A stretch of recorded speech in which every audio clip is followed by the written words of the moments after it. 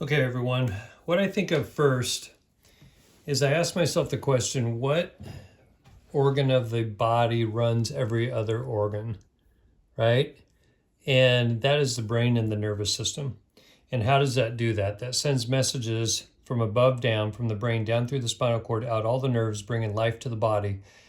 And we know that because if we cut the head off, obviously there's no more life. So if we think of the brain here, the brain itself has two different sides to it, the left side and the right side. It's very important because the left side runs all the stress and survival mechanisms, meaning if you're getting chased by a bull, the left side of the brain should be firing 100%. It should raise your heart rate. It should raise your blood pressure. It should raise it should make the blood go from your digestive organs out to your muscles. It should shut down your digestion. It should shut down your immune system. It should raise your blood sugar. It should raise your cholesterol. All of the things that you need to fight would be the left brain side. Now, equal and opposite would be the right brain side. Now, the right brain side, those are the brakes. So after the threat is gone, the right side of the brain, if it's working correctly, should be the brakes. So it should bring down your blood pressure, bring down your heart rate, bring down your respiratory rate. It should bring down your blood sugar. It should increase your immune system. It could increase your rest and digest is sometimes what they call it. So this is what's responsible for sleep, for digestion, for reproduction, for healing, everything on the right side. Now, each and every day, we have at least low levels of stress.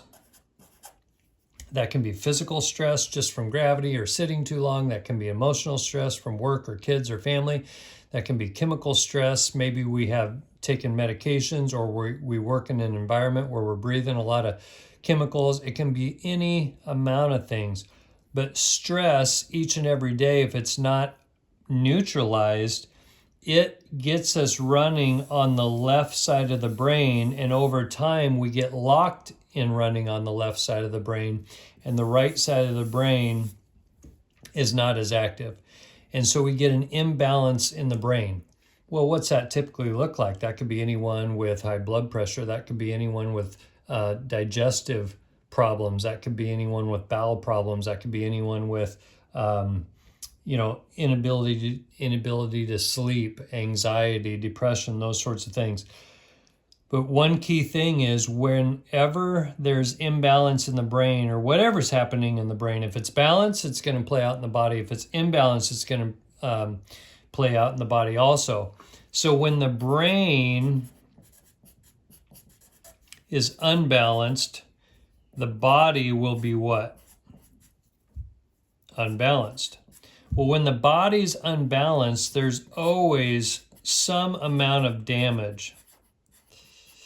And damage left long enough will result in degeneration.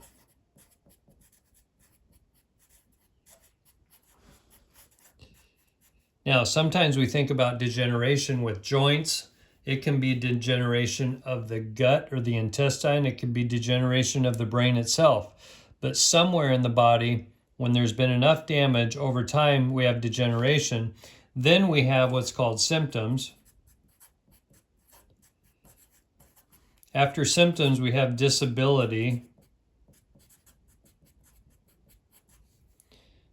Sorry, I didn't make that very good. After disability long enough, we have death. Okay, so a couple of key points. Number one, symptoms are the 1, 2, 3, 4, 5, 6 steps away from the actual cause, which is stress on an unbalanced brain. Typically in medicine, we treat symptoms. Now, luckily, you're not going to a medical doctor. This is a chiropractic office, so that's not where our focus is. But say we gave you a shot or a pill, and all of your symptoms from the unbalance and damage and degeneration, say those symptoms went away. Where are you going faster? Is disability, okay? So it is not in your best interest to treat symptoms. In our office, we've got to see, hey, number one, do we have this imbalance? And we're primarily going to do balance tests to test the brain. We're going to do motion x-rays. We're going to do posture, because that's going to let us know if we have unbalance in the brain. From there, then, we'll put together a care plan that addresses the stress and the brain balance so that we can start you healing. Because when the brain is imbalanced and the body's imbalanced, that can have millions of different symptom names. Like we said, that could be pain, that could be digestive problems, that could be anxiety, that could be high blood pressure, that can be colitis, that can be a million different names.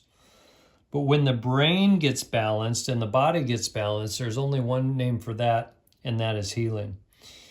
When we go through a care plan, then at the end of the care plan, whether that's a month or 2 months or 3 months, we're going to retake all those tests and most likely take re-x-rays so we can see what kind of balance we're getting. Now, once we have the brain balanced and the body balanced, you're going to start healing. So at that point, does it make sense to not do any adjustments whatsoever and wait until you have symptoms again, which again is the 6th stage down? You know, not to us. It's always your choice, but not to us does it make sense to wait until this symptom and disability cycles start going again. It makes more or way better sense to neutralize stress as it comes in through getting periodic adjustments to keep the brain balanced, to keep the body balanced, stop the damage, and at least stop the degeneration. If we stop getting adjusted, we stop exercising, we stop eating the things that are good for us, we just perpetuate this cycle and we go faster towards disability and death. The other thing that is interesting is that depending on the age and the shape that the patient's in, we may still have degeneration that we cannot get out of the body. So we may have periodic flare-ups of symptoms, but at the same time, it makes no sense to stop getting adjusted and let the unbalance just drive that degeneration and symptoms. The other thing that can come up is maybe a patient has a medical procedure coming up. Maybe there's been so much degeneration before they saw us that they have a medical procedure and they've got to have something done. Now, does it make sense to stop getting adjusted, especially before and after that procedure? But if we do that, then we get that imbalance in the brain, we get the imbalance in the body, and we're not our strongest going into or coming out and going through the healing of whatever needed to happen medically. Now, the last scenario that I'll look at is, what about children? Why would we adjust children? Number one, children are making the most neurological development between conception and 6 or 7 years of age. The back part of their brain is forming and giving the input to form the frontal lobes. We know that babies have soft spots in the front, and that's because the frontal lobe is not developed yet. Well, we have to have as much input from a balanced body and a balanced brain to drive the equal and full development of that frontal lobe. That's one thing.